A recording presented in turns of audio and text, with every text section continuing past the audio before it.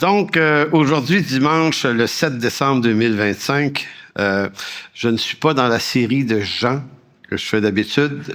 Donc, j'appelle ça hors série, mais ça, je ne veux absolument rien dire. Bref, je reprends une prédication que j'ai présentée la semaine dernière à l'église Victoriaville du pasteur Benoît Rancourt qui m'a invité. Et puis, j'avais fait cette prédication-là. Et puis, cette semaine, je me suis dit, je vais refaire ça. Version améliorée. Non, mais j'ai repassé par-dessus, j'ai enlevé des affaires, sorti le rabot, j'ai rajouté des petites moulures. Mais je vais commencer par une question, peut-être. Avez-vous vu la pub que j'ai faite? Tu sais, je fais toujours une pub une journée ou deux avant. Et cette semaine, ma pub, c'était un sandwich au beurre d'arachide avec de la fraise dégoulinante. Avez-vous déjà goûté à ça? Là, je vous en parle afin que j'essaie de vous donner le goût, là. Tu sais, moi, j'ai vu ça, puis j'ai failli sombrer. Là. Je me dis, ça, c'est le genre d'affaire que quand ça va pas bien, tu te fais ça à manger, puis ça règle pas tous les problèmes, mais ça règle le moment présent. Parce que l'odeur du truc reste même après que tu l'aies mangé. Là. Donc, le plaisir demeure. Donc, toujours est-il que l'idée ici, pourquoi j'ai mis cette image-là, c'est pas juste pour le fun, c'est parce que ça a été une solution pour de vrai dans ma vie, à peu près 25-30 ans de ça. Il fut un temps où, quand on était à la Bible parle, on était associé à un ministère américain qui s'appelait Greater Grace World Outreach, qui était situé à Baltimore. Et puis, à chaque année, on allait là pendant une semaine pour des conventions au mois de juin. Je ne sais pas s'il y en a qui ont déjà été à Baltimore, ouais. Donc, OK, bon, mais super, vous savez ce que c'est.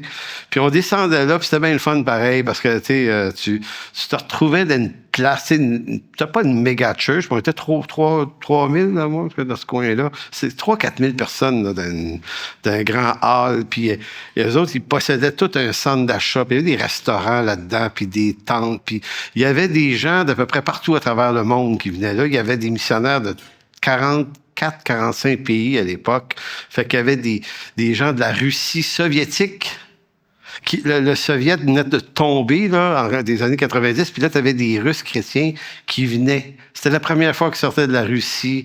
Il y avait des gens de la Chine, il y avait du monde de toutes sortes de pays dans le monde, des Africains, des Sud-Américains, qui se retrouvaient pendant une semaine à entendre la parole, puis des témoignages de ce qui se passait partout à travers le monde. C'était vraiment, vraiment très édifiant.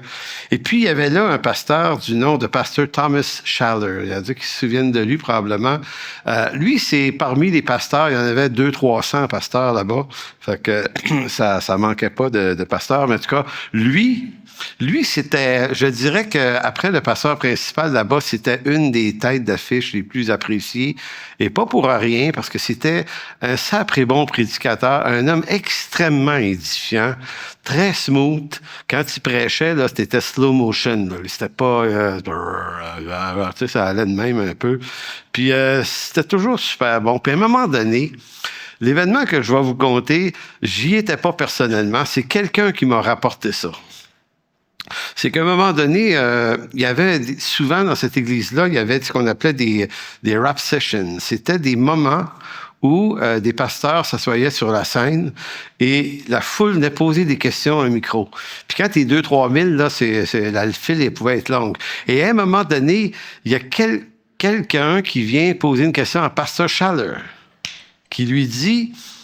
je ne sais pas pourquoi cette question-là est venue, mais il lui dit, est-ce que ça vous arrive, pasteur Schaller, de tomber dans des déprimes profondes? Là? Tout va mal. Tout va mal. Vous ne savez plus. Et là, lui, il répond très honnêtement, ah oui, ça m'arrive. Et là, la deuxième question qui suit, quel conseil donnez-vous aux gens pour... se sortir de ces moments profonds d'angoisse. Et là, tu sais, c'est un homme brillant là, dans la parole, M. Schaller. Fait que tu t'attends à une réponse théologique. Tu sais, OK, on va tourner dans la Bible, on va vous trouver le verset pour soigner cette affaire-là. Et lui, non. Il nous a amenés tellement ailleurs. Il dit, quand ça m'arrive, il dit, voici ce que je fais. Il dit, je retourne chez moi, j'entre, j'ouvre le réfrigérateur, je sors le pot de beurre d'arachide, le pot de confiture de fraises, et je me fais des toasts ou une sandwich au beurre d'arachide avec beaucoup de confiture aux fraises. Il dit le bien que ça me fait. Fait qu'il dit, c'est ça que je fais. Et moi, je suis assis là, j'écoute ça, et je me souviens, excuse, quand on m'a rapporté cette histoire-là, je vivais un moment, moi aussi, dans ce temps-là, puis je me disais, quelle réponse édifiante. Des fois, là, c'est la solution, elle vient d'un autre angle. Et puis, effectivement, des fois dans la vie, c'est ça la solution. Parce que des solutions, là, puis magiques ou miraculeuses, ça vient pas comme ça. Et des fois, c'est juste de décompresser, puis de faire autre chose, puis de changer d'idée, puis de s'offrir un bonheur comme celui-là, qui n'est pas idéal pour la santé physique, on en convient, mais quelquefois, il faut souhaiter ça, faut s'occuper de sa santé spirituelle et mentale, des fois. Donc, c'est pour ça que je vous ai raconté cette histoire-là. Mais est-ce que ça a un lien avec ta prédication d'aujourd'hui? Oui. J'espère. C'est ce qu'on va voir. Le psaume 38, versets 2 à 9. Ce psaume-là, 38, 2 à 9, et là, on n'a pas de... Vous ne pouvez pas le voir sur l'écran. Fait qu'il va falloir revenir au 20e siècle, du temps où les gens avaient une Bible. Ça, c'est un truc en papier, là. Ça, tu ouvrais ça, là, puis... il y avait beaucoup... OK. Alors, psaume 38, versets 2 à 9, c'est un texte qui vous allez comprendre ce que je veux dire. « L'Éternel ne me punit pas dans ta colère et ne me châtie pas dans ta fureur, car tes flèches m'ont atteint. Et ta main s'est appesantie sur moi. Il n'y a rien de sain dans ma chair à cause de ta colère. Il n'y a plus de vigueur dans mes os à cause de mon péché, car mes iniquités s'élèvent au-dessus de ma tête comme un lourd fardeau. Elles sont trop pesantes pour moi. Mes plaies sont infectes et purulentes par l'effet de ma folie. Je suis courbé, abattu au dernier point. Tout le jour, je marche dans la tristesse, car un mal brûlant dévore mes entrailles. Il n'y a rien de sain dans ma chair. Je suis sans force, entièrement brisé. Le trouble de mon cœur m'arrache des gémissements. » Donc, vous voyez l'état dans lequel le psalmiste se trouve. Puis je pense qu'on peut s'associer tout le monde à des moments comme ça dans nos vies où on perd complètement de vue là, tout. Puis c'est de notre faute, c'est à cause de mon péché, là, c'est pas celui des autres. Là. Puis il y a toutes sortes d'affaires qui arrivent, des fois des inconforts, des revers de fortune, des revers amoureux, des revers, nommez le revers, là, tout ce qui peut arriver. Puis pour des raisons étonnantes, des fois, ça arrive des fois en même temps, cette affaire-là. Tu dis, il y a comme une concentration de malheur. Moi, je me souviens d'une année au Saguenay où on avait eu plusieurs décès dans la même année. Le docteur Bouchard, que ceux ont connu, qui était l'homme le plus en santé de notre église. Il faisait du ski de fond, du ski alpin, du vélo de montagne, puis il faisait le tour du lac Saint-Jean en vélo, lui, 230 km. C'était possible pour lui. C'était le genre de gars, là, bien mince, bien shapé, beau bonhomme, bagne à peu près à 50 ans, ou c'est ça son âge? 49, OK. Dans un tour cycliste, il y a comme un malaise. Il rentre à l'hôpital, puis une semaine après, paf, il est décédé. Ça nous a rentré dedans comme un bulldozer. Parce que des fois, il y a des gens très âgés, tu dis, bon, on voit ça venir, là, la mort éventuellement dans l'année. Mais quand c'est quelqu'un à qui ça arrive violemment, et la même année, on a une femme dans notre église qui, juste quelques jours avant Noël, France va se souvenir de ça, on est en train de souper avec des amis là-bas, on reçoit un téléphone, elle vient de faire un face-à-face en voiture, Elle est morte. Là.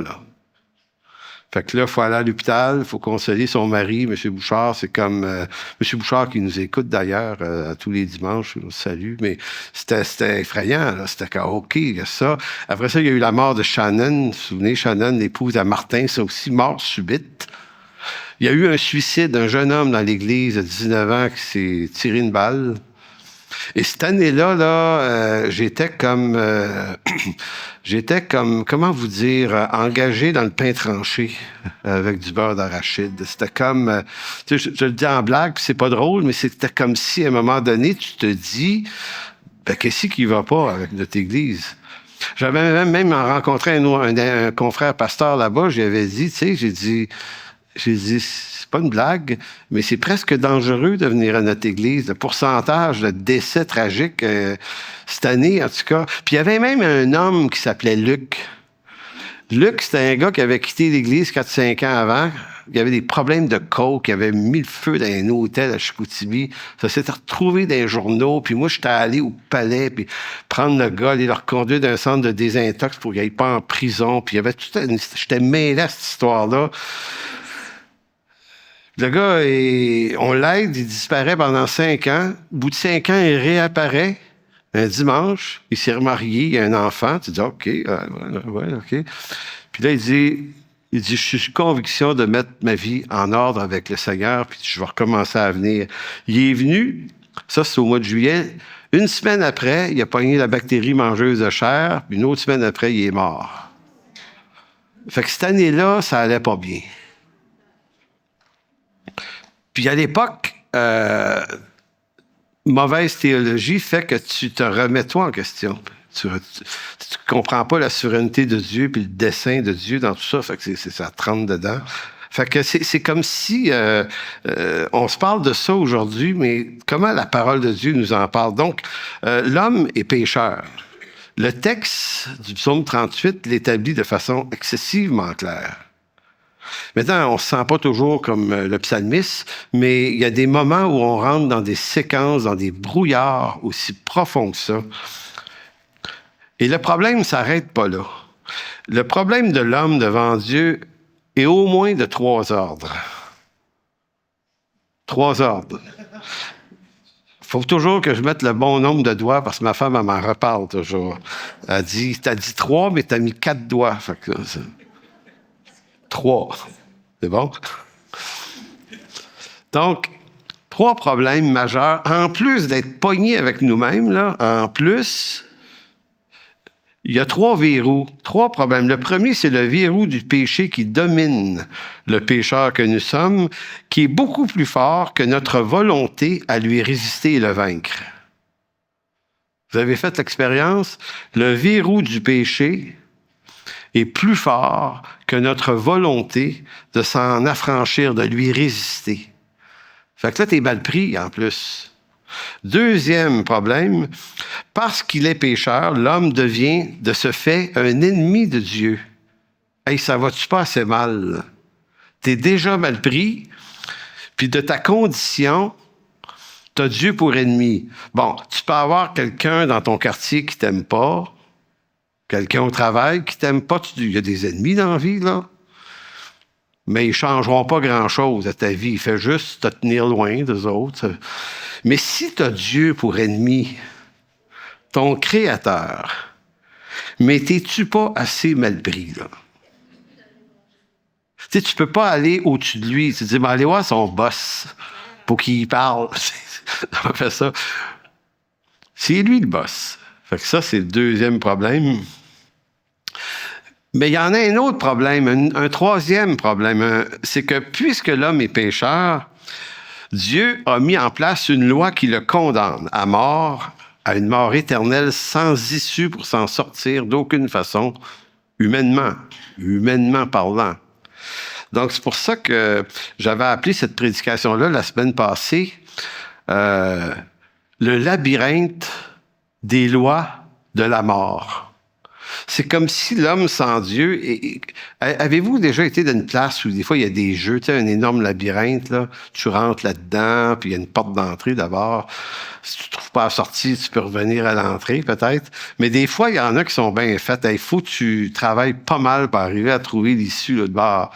Mais le labyrinthe de l'homme pécheur, c'est comme s'il n'y a pas d'entrée puis il n'y a pas de sortie. Tu nais dedans. T'es pécheur, en partant. En partant, fait que tu peux pas... Tu passes ta vie à essayer de trouver une issue, puis il n'y en a pas. Hey, c'est un mauvais jeu.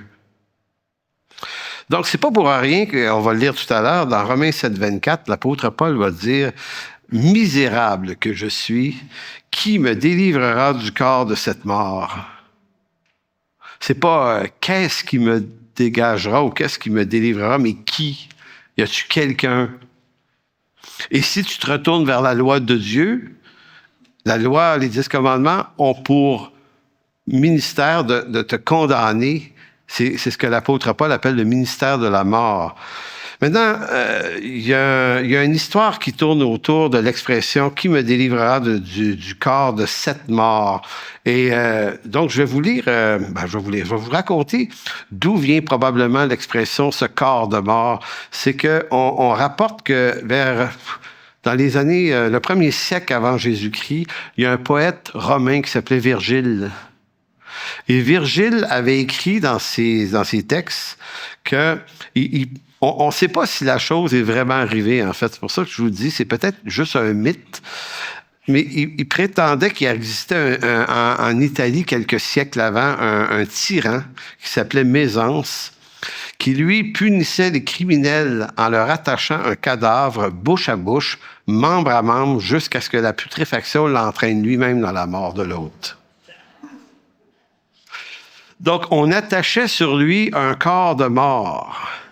Et certains pensent, mais ça reste toujours une hypothèse, que l'apôtre Paul, dans ses lettres, des fois fait des subtiles références à des objets de culture ou de poésie. Il le fait notamment à Athènes, en Acte 17, autour du verset 27, 28, 29, dans ce coin-là. Il va dire « tel que vos poètes l'ont déjà dit ». Il cite des poètes grecs à des Grecs. Puis il connaît des poètes crétois, puis il y a toutes sortes de trucs. Fait que Paul, c'est un homme très connaissant, et certains ont dit, peut-être est-il en train de rappeler ce mythe du corps de mort qui était connu chez les Romains. Pourquoi? Parce que c'est aux Romains qu'il envoyait cette lettre-là. Donc, il est capable peut-être de faire des référents à des événements et des mythes qui font partie de leur histoire, mais c'était pour montrer aux gens de l'Église de Rome que c'est un peu l'image de ce qu'on est. Donc, allons dans Romains 7, 21, où on se retrouve ici dans le fameux labyrinthe, puis j'ai appelé ça le labyrinthe des lois. Verset 21, il dit « Je trouve donc en moi cette loi. » Première loi. « Quand je veux faire le mal, quand je veux faire le bien, le mal est attaché à moi. » Et il utilise le mot, c'est une loi, ça. OK. Première loi. Verset 22, « Car je prends plaisir à la loi de Dieu. » Deuxième loi. La loi de Dieu, selon l'homme intérieur. Donc, moi, je suis capable de prendre plaisir dans cette loi. Puis c'est vrai, on voudrait réussir. Mais je vois dans mes membres, verset 23, une autre loi. Ah, il y a des lois en masse en plus dans le labyrinthe, là. Une autre loi qui lutte contre la loi de mon entendement et qui me rend captif d'une quatrième loi, la loi du péché qui est dans mes membres. 4 lois. Certaines se recoupent, là. C'est pour ça qu'il finit en disant « Misérable que je suis, mais qui me délivrera de ce corps de mort? » Parce que c'est pas juste comment je me sens, c'est qu'un paquet de lois qui agissent pour ma perte. Il n'y en a aucune qui m'aide. Il n'y en a aucune qui me sauve. Le mot loi, nomos, se retrouve 156 fois dans le Nouveau Testament. Et vous saviez que sur les 156 fois, il y a 23 fois, juste dans le chapitre 7 de Romains. Si vous lisez Romains 7 au complet, 23 fois le mot nomos, loi, revient. Sur 25 versets. Donc, c'est vraiment le chapitre dans lequel Paul utilise la rhétorique des lois pour bâtir une idée. Le but de Paul, dans le chapitre 7, c'est qu'à la fin, on se sente tous aussi misérables que lui. Dans le misérable que je suis, c'est aussi misérable que nous sommes humainement. Le langage de l'apôtre Paul ici, dans son usage, parce que l'apôtre Paul utilise des mots à des fins d'enseignement, ici c'est loi au sens figuré. Il existe des lois officiellement qui sont pas au sens figuré. La loi de Dieu, c'est un écrit sur des pierres, donc ça, c'est pas une figure. C'est une réalité. Nos pays, nos États possèdent des écrits législatifs, c'est des lois. Mais ici, le mot loi, loi du péché, loi de la mort, loi de ci, loi de ça, est utilisé surtout au sens figuré, au sens qu'on appellerait inéluctable. Une loi inéluctable, c'est une loi non écrite, mais qu'elle soit écrite ou pas, elle agit pareil. C'est comme une loi, une force à laquelle nul ne peut échapper. La loi de la gravité, c'en est une. Vous pouvez essayer. Monter sur un building, puis essayer de contredire la loi de la gravité. Ça ne marchera pas. C'est aussi, on pourrait s'étirer ça, il y a la loi des genres sexuels. Vous avez beau décider que vous n'êtes pas un homme, bien que vous êtes né avec un sexe biologique d'homme, que c'est comme c'est un pur égarement de prétendre que c'est pas ce que je suis. À d'autres mots, il y a, dans la nature des choses créées par Dieu, il y a des lois. Fais ce que tu veux, contredis-les, ça te fera jamais du bien. Donc, c'est pour ça que Paul utilise ici le mot loi beaucoup dans ce sens-là. Donc, il y a des gens qui se sont demandé, est-ce que Paul, quand il décrit la condition de l'homme dans Romains 7, certains ont pensé, chez les théologiens, que ça expliquait la condition de l'homme avant sa conversion, mais qu'après, tu n'es plus de même. Et d'autres pensent, non, c'est pas ce que Paul essaye de dire. Il n'est pas dire, mais donne ta vie à Jésus, puis il n'y aura plus de problème. Ça fait longtemps que vous appartenez à Christ. Vous savez que on reste dans un corps mortel, mais on a une espérance vivante. Donc, Paul est plutôt en train de décrire le genre humain dans ce qu'il est fondamentalement. Heureusement que la conversion nous dégage des conditions éternelles, du jugement éternel que ces lois-là amènent, mais bien qu'elles t'en délivrent des conditions éternelles, on reste coincé quand même avec ce corps de mort. Et il y a une preuve que ces lois-là agissent toujours, c'est que vous allez mourir. Le saviez-vous? Ben là, vous le savez un matin. Fait que soyez pas surpris. La condamnation de Adam va avoir son juste accomplissement pour nous tous, un jour ou l'autre. Et ça va être un jugement totalement juste. Mais c'est pour ça qu'en Jésus-Christ, on reçoit pas seulement le salut, nous on parle de recevoir le salut, mais en Jésus-Christ, on reçoit une nouvelle vie. Puisque l'ancienne va mourir, elle retourne à la poussière. Donc, notre espoir, c'est un corps glorifié dans une nouvelle sorte de vie, sur une nouvelle terre, sur des nouveaux cieux. Et c'est ça le salut, au fond. C'est pas juste une deuxième chance de réussir mieux la première fois que tu as échoué. S'il fallait que ça soit une deuxième chance de réussir, on échoue tous. Donc, comme je vous disais, il y a comme 4 lois. C'est comme si Paul disait, il y a en moi une loi qui veut faire le bien, mais elle se heurte à d'autres lois qui me gardent esclave du mal. Donc, il faut une autre loi. Maintenant, parlons juste du tricotage des lois. Paul nous apprend que la loi du péché qui habite en nous, et ça c'est étonnant, est plus forte encore que la loi de Moïse qui condamne le péché. C'est ça que Paul nous dit. La loi qui nous maintient captifs du mal, elle a un verrou plus fort que la loi de Dieu qui vient l'éclairer. C'est à ce point qu'elle est puissante, la loi de la mort qui nous garde captifs. C'est comme si j'étais habité par différentes lois qui se font la lutte qui se font la lutte dans mes membres, et la loi du péché qui me rend esclave du péché, et la loi de Dieu, de Moïse, qui condamne mon péché sans arrêt. Donc, c'est très agressant à être un humain quand on y pense comme il faut. On a déjà des problèmes avec soi-même, puis en plus, on a cette loi qui nous dit « t'es condamné à mort ». Donc, de tout ce qui se dit sur les combats intérieurs de l'homme, en psychologie, en toutes sortes de recherches sur la santé, de tout ce qui peut se dire sur la complication, le problème du cœur de l'homme, il n'y a rien qui soit aussi précis que l'explication que Paul donne dans Romains 7. C'est étonnant comment la réponse est là. Pourquoi l'humanité, elle est comme elle est, là?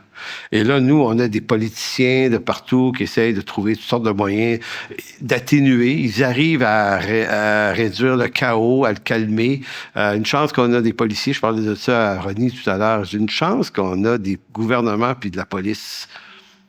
Parce que quand un pays perd ça, c'est le chaos. Puis on parlait d'Haïti, c'est le chaos là-bas, c'est le chaos complet.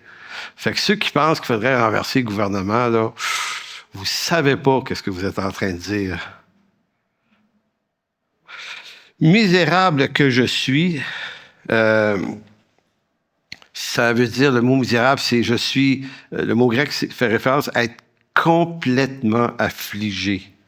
Donc, la solution, c'est quoi? C'est Jésus-Christ, mais en fait, l'apôtre Paul l'amène pas comme ça, puisqu'il est dans puisqu'il utilise voyons, pas le symbolisme, mais comment j'ai dit ça tout à l'heure, il faut que je retrouve. Ça s'en vient. Le sens figuré, ouais, c'est ça. Allez. Puisqu'il utilise loi au sens figuré, c'est comme si Paul disait, il y a juste une solution, c'est une autre loi. Donc, il va falloir que cette nouvelle loi soit plus forte à la fois que toutes les 4 lois qu'on a mentionnées tout à l'heure qui nous tiennent captifs. Et aussi étonnant que ça puisse paraître, il va falloir que cette loi qui nous délivre soit plus forte que la loi de Moïse. Et là, on dirait, la loi de Moïse, c'est la loi. Mais il faut qu'elle soit capable de renverser cette loi-là. Donc, au chapitre 8 de Romains 8, évidemment, verset 1, ça commence en disant « Il n'y a aucune condamnation pour ceux qui sont en Jésus-Christ ». Bon, on aime beaucoup ce verset-là, mais il faut en saisir l'explication. Il dit « En effet ». Et là, vous allez voir qu'il continue à utiliser la loi au sens figuré. C'est génial comme idée. Il va dire « En effet, la loi de l'esprit de vie en Jésus-Christ ». Donc, une autre loi, une nouvelle loi, m'a affranchi de quoi? De la loi du péché et de la mort. J'avais jamais remarqué avant la semaine passée, puis je lis ces textes-là depuis 1983, je dis, mais c'est incroyable. Comment l'apôtre Paul est un homme complètement génial pour utiliser des figures, pour nous expliquer notre rédemption. La loi de l'esprit de vie en Jésus-Christ m'a affranchi, le verbe affranchir est important, m'a affranchi de la loi du péché et de la mort. Donc, en Jésus-Christ, on trouve une loi qui est plus forte que toutes les autres, incluant la loi de Moïse. Il dit, car chose impossible à la loi mosaïque, parce que la chair la rendait sans force, Dieu a condamné le péché dans la chair, en envoyant à cause du péché son propre Fils dans une chair semblable à celle du péché, et cela afin que la justice de la loi fût accomplie en nous qui marchons non selon la chair, mais selon l'esprit.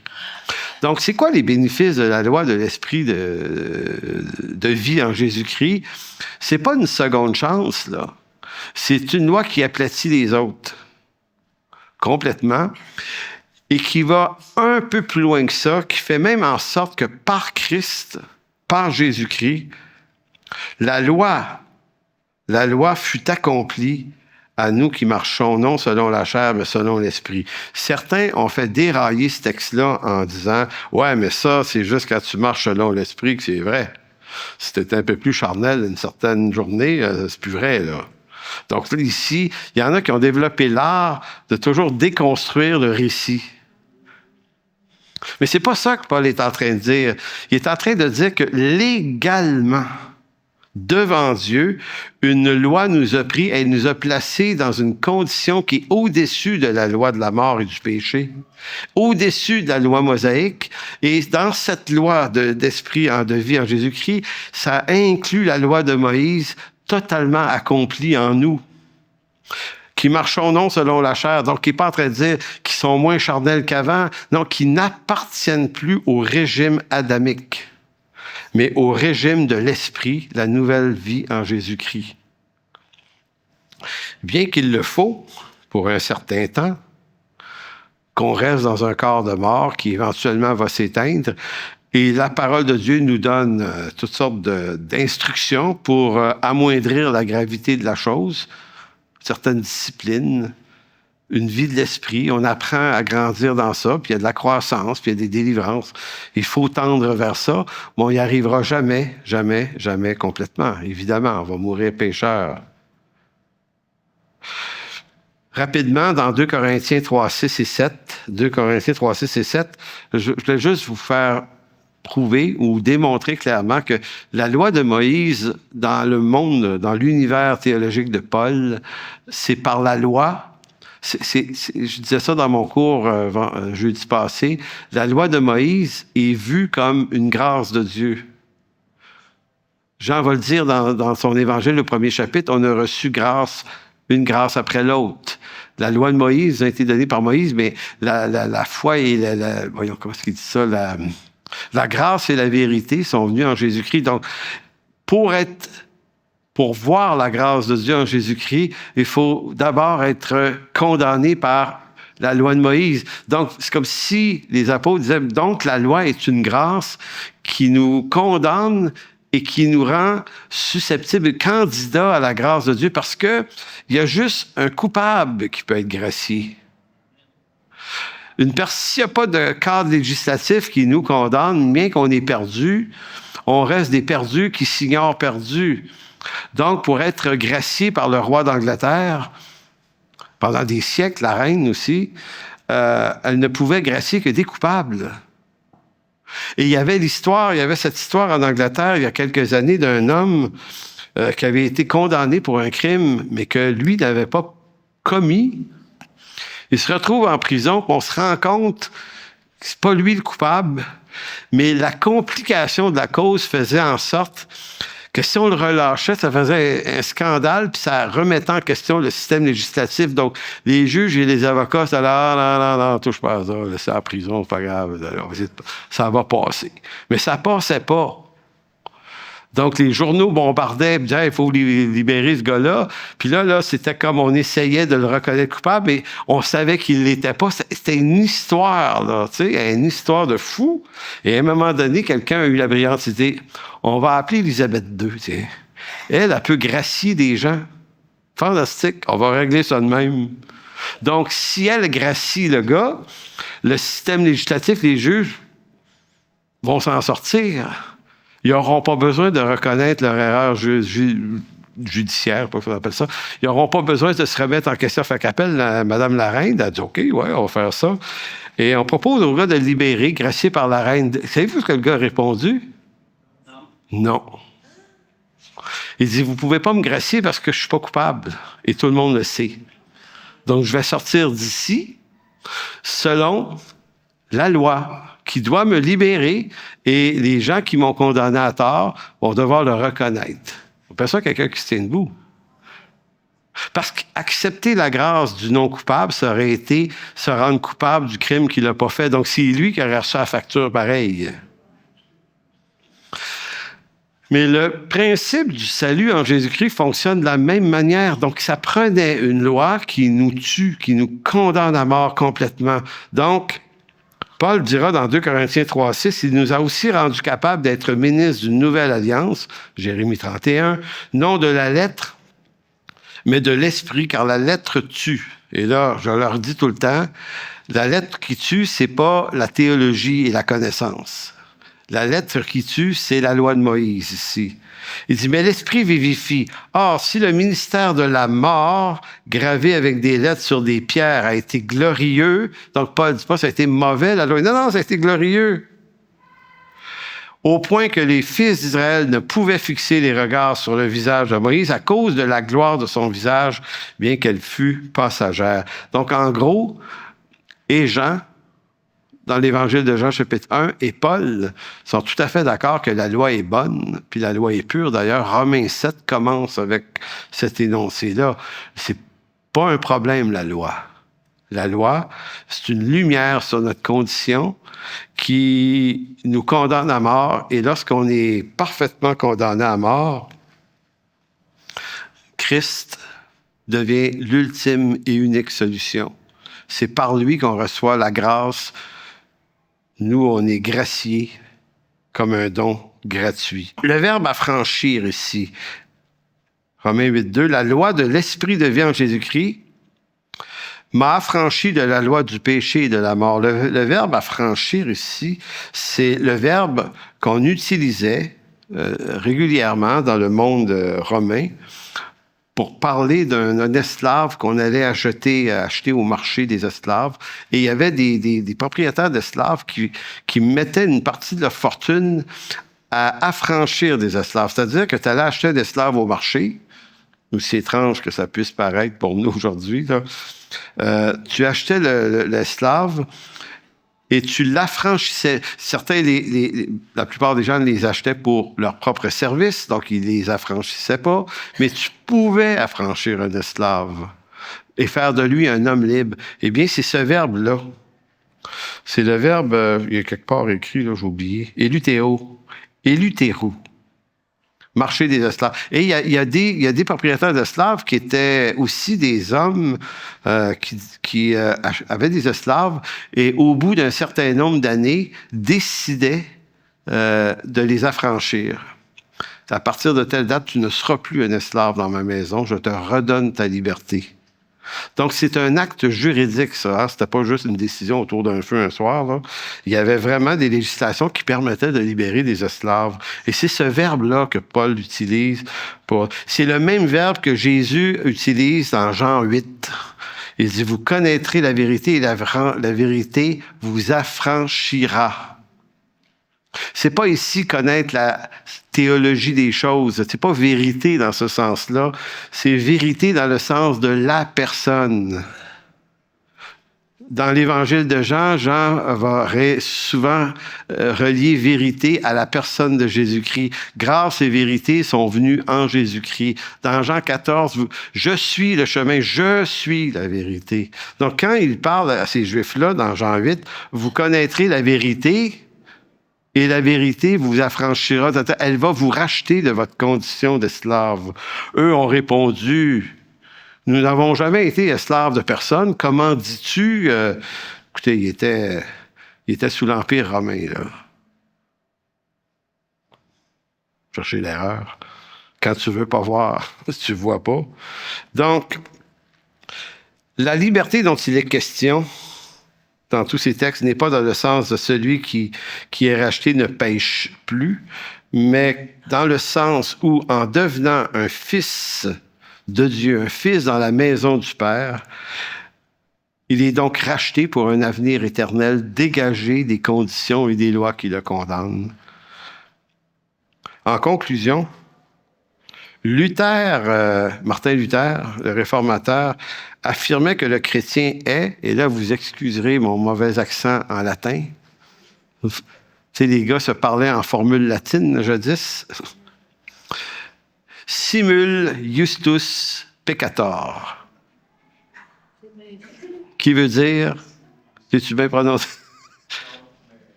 Comment tu le dirais? Simul justus peccator. C'est ça. Merci. Simul justus peccator. Qui veut dire?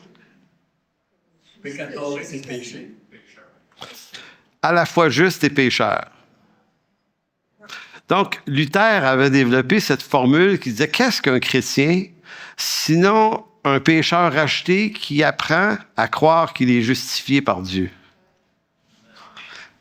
Donc, autrement dit, le croyant reste pécheur par sa condition humaine, disait-il, mais il est déclaré juste par la foi en Jésus-Christ.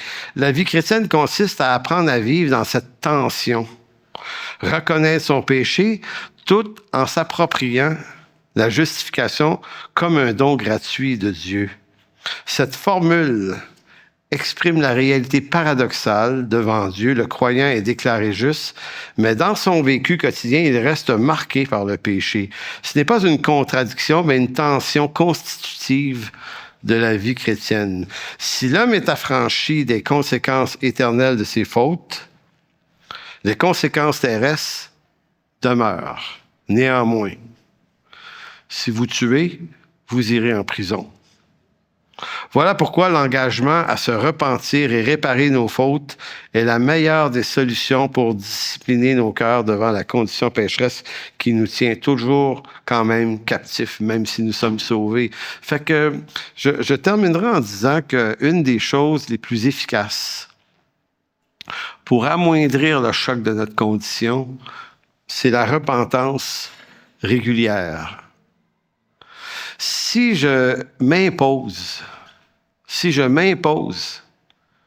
de demander pardon aux gens que j'offense, quand j'en suis conscient, des fois on perd ça de vue, là, mais apprendre à reconnaître nos fautes, apprendre à réparer, c'est un des meilleurs professeurs, un meilleur pédagogue qu'on ne peut pas se donner pour dompter au moins le pire. Parce que c'est humiliant de demander pardon. C'est humiliant. Ça demande. Fait que quand on en fait une discipline, il y a comme une nouvelle réalité qui s'installe où on fait de plus en plus attention à ce qu'on fait, à ce qu'on dit. Parce que l'objectif de nos vies, c'est quand même pas de blesser des gens. C'est d'aimer les gens par la grâce de Dieu. Amen. Alors, merci, Père, de bénir ce moment aujourd'hui. Et puisqu'on va prendre la Sainte Seine un peu plus tard, ça tombe vraiment bien, Seigneur, de comprendre à quel point, par ton sang, on a obtenu une rédemption qui n'est pas temporaire, qui n'est pas partielle, qui n'est pas approximative, mais qui est une rédemption éternelle. Éternelle dans tous les angles, Seigneur, qui nous place dans une sécurité parfaite, nous qui sommes fragiles et insécures, dans la vie de tous les jours, incertains à tout moment. Nous qui traversons des crises des fois où on ne voit plus rien, on est dans le brouillard total. Seigneur, on sait que même dans les pires brouillards, toi, tu restes le chemin, la vérité et la vie. Des fois, on peut juste relâcher et se reposer dans tes promesses parce que tu es celui qui ne ment point. Amen.